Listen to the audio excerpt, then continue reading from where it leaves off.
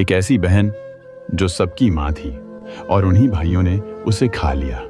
यह कहानी सुनी नहीं जाती, महसूस की जाती है।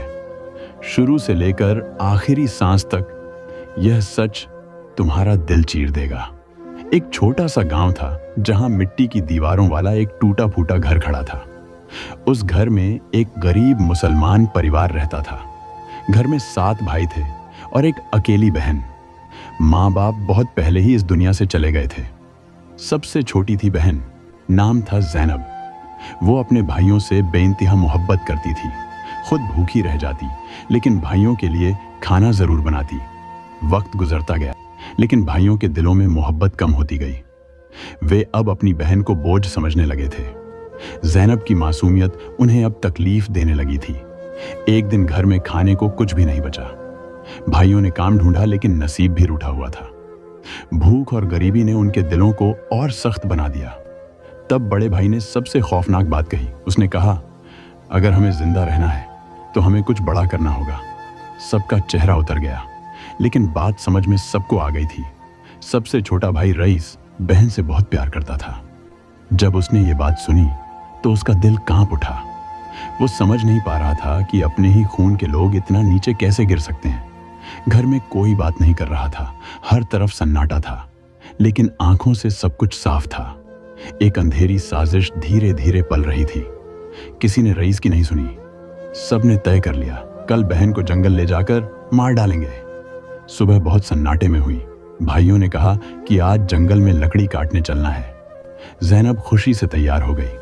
उसे नहीं पता था कि आज उसकी जिंदगी का सबसे डरावना दिन होगा।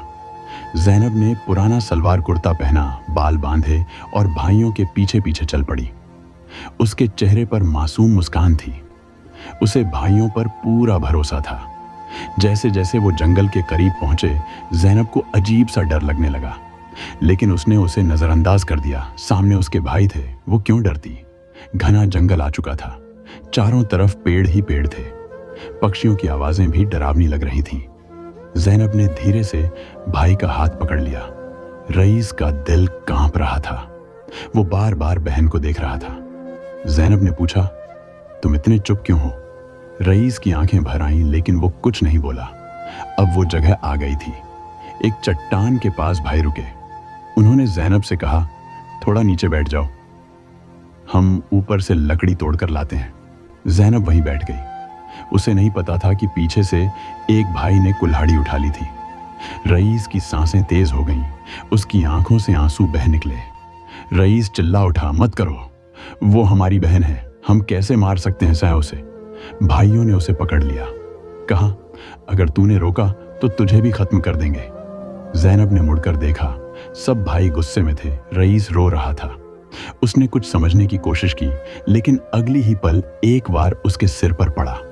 एक झटके में सब खत्म हो गया। ज़ैनब की सांसें थम चुकी थीं। जंगल में खामोशी थी। रईस की चीखें दूर दूर तक गूंज रही थीं।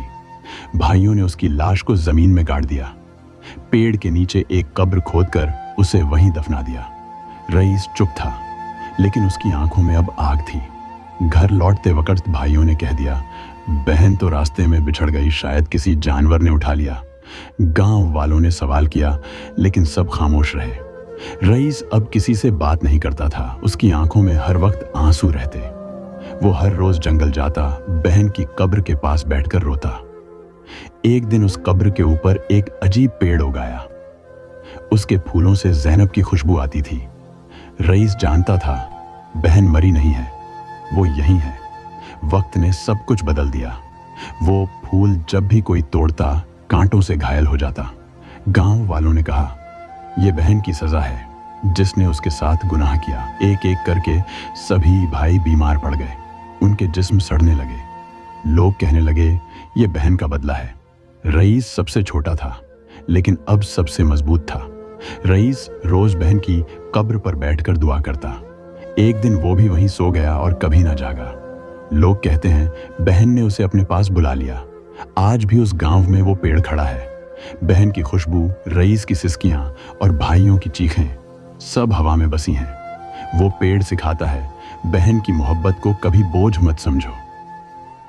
तो मेरे प्यारे दोस्तों, अगर आप भी चाहते हैं कि ऐसी ही दर्द भरी सच्चाई से भरी कहानियां आप तक पहुंचती रहें, तो अभी हमारे चैनल एजाज वॉइस 786 को सब्सक्राइब कर लीजिए।